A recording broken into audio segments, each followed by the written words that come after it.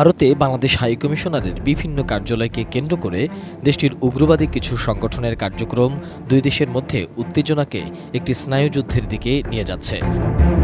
বাংলাদেশ ভারতের জাতীয় পতাকার অবমাননা ও সংখ্যালঘুদের উপর কথিত নির্যাতনের অভিযোগ টেনে বাংলাদেশের হাইকমিশনারের কার্যালয়ে রীতিমতো সন্ত্রাসী কার্যক্রম চালাচ্ছে ভারতের কিছু উগ্রবাদী সংগঠনের নেতাকর্মীরা। গত ২৯ নভেম্বর কলকাতায় বাংলাদেশ উপ হাইকমিশনারের সামনে সহিংস বিক্ষোভ এবং বঙ্গীয় হিন্দু জাগরণ নামে কলকাতার একটি হিন্দু সংগঠন এ সময় বাংলাদেশের জাতীয় পতাকা পোড়ানো এবং অন্তর্বর্তীকালীন সরকারের প্রধান উপদেষ্টা ড মোহাম্মদ ইউনূসের কুশপুত্তলিকা দাহ করার মতো নিন্দনীয় ঘটনা হয়। আর এই ঘটনায় ডেপুটি কমিশনে কর্মীদের নিরাপত্তা নিয়ে উদ্বিগ্ন হয়ে পড়েছে বাংলাদেশ।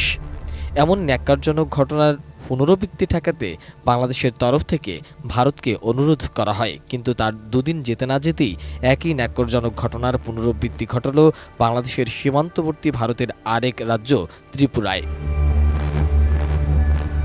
ত্রিপুরা রাজ্যের আগরতলায় বাংলাদেশের উপ হাইকমিশনারের কার্যালয়ে ডেপুটেশন জমা দেওয়ার কথা ছিল হিন্দু সংঘ সমিতি নামের একটি ভারতীয় সংগঠনের। বিবিসি বাংলার হাইকমিশনারের কর্মকর্তার বরাতে জানিয়েছে, হাইকমিশনারের ভিতরে ওই সংগঠনের ৫ জনের একটি প্রতিনিধি দল প্রতিবাদ লিপি জমা দেয়। তখন বাইরে থাকা সংগঠনের আরও ১৫০ জনের মতো সমর্থক উগ্রতার মধ্য দিয়ে বাংলাদেশের উত্তোলিত পতাকা নামিয়ে টেনে হিঁচড়ে ছেড়ে ফেলে ভাঙচুর চালায়। এ সময় এর বিপরীতে ১০০ জনের মতো পুলিশ উপস্থিত থাকলেও উগ্রবাদীদের প্রতিহত করতে দেখা যায়নি। এমন ঘটনার পুনরাবৃত্তির পিছনে ভারতীয় সরকার বা ক্ষমতাসীন হিন্দুবাদী দল বিজেপির মদত রয়েছে বলেও অভিযোগ অনেকের। এই ঘটনায় তীব্র প্রতিক্রিয়া দিয়েছেন আইন উপদেষ্টা ড আসিফ নজরুল। এক ফেসবুক পোস্টে তিনি ক্ষোভ জানিয়ে লিখেছেন, আজকে ভারতের আগরতলায় বাংলাদেশের সহকারী হাইকমিশনার তছনছ করা হয়েছে, বাংলাদেশের পতাকায় অগ্নিসংযোগ করা হয়েছে। হিন্দু সংঘর্ষ সমিতি নামে এই সংগঠনের সদস্যরা এই ন্যাক্কারজনক ঘটনা ঘটিয়েছে।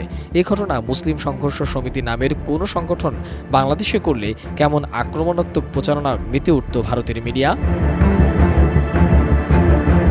তিনি আরও লিখেছেন, আন্তর্জাতিক আইন অনুসারে ভারতের মাটিতে বাংলাদেশের সহকারী হাইকমিশনারকে পরিপূর্ণ নিরাপত্তা দেওয়ার দায়িত্ব ভারতীয় সরকারের। তারা এটি করতে ব্যর্থ হয়েছে। এই ব্যর্থতার নিন্দা জানানোর পাশাপাশি পশ্চিমবঙ্গের মুখ্যমন্ত্রী মমতার বক্তব্যেরও নিন্দা জানিয়েছেন। সম্প্রতি বাংলাদেশে জাতিসংঘের শান্তিরক্ষী বাহিনী পাঠাতে ভারতের কেন্দ্রীয় সরকারকে ব্যবস্থা নিতে অনুরোধ জানান মমতা ব্যানার্জি।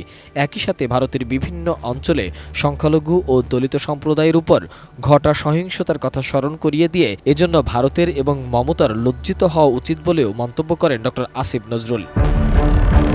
পোস্টের শেষ অংশে তিনি প্রতিবেশীদের সাথে সমমর্যাদা আর সমাধিকার ভিত্তিক বন্ধুত্বের বিশ্বাসী উল্লেখ করে ভারতের উদ্দেশ্যে বলেন, ক্ষমতালোভী ও ভারত তোষণ নীতি বিশ্বাসী শেখ হাসিনা বাংলাদেশে এখন আর নেই।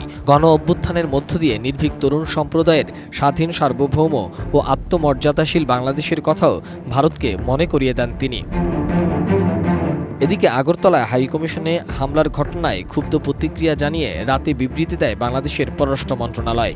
হাইকমিশন প্রাঙ্গণ রক্ষায় দায়িত্বে থাকা স্থানীয় পুলিশ সদস্যরা শুরু থেকেই পরিস্থিতি নিয়ন্ত্রণে সক্রিয় ভূমিকা রাখেনি বলেও ক্ষোভ প্রকাশ করা হয় ওই বিবৃতিতে। অন্যদিকে ভারতের পররাষ্ট্র মন্ত্রণালয় এই ঘটনায় দুঃখ প্রকাশ করে বিবৃতি দিয়েছেন।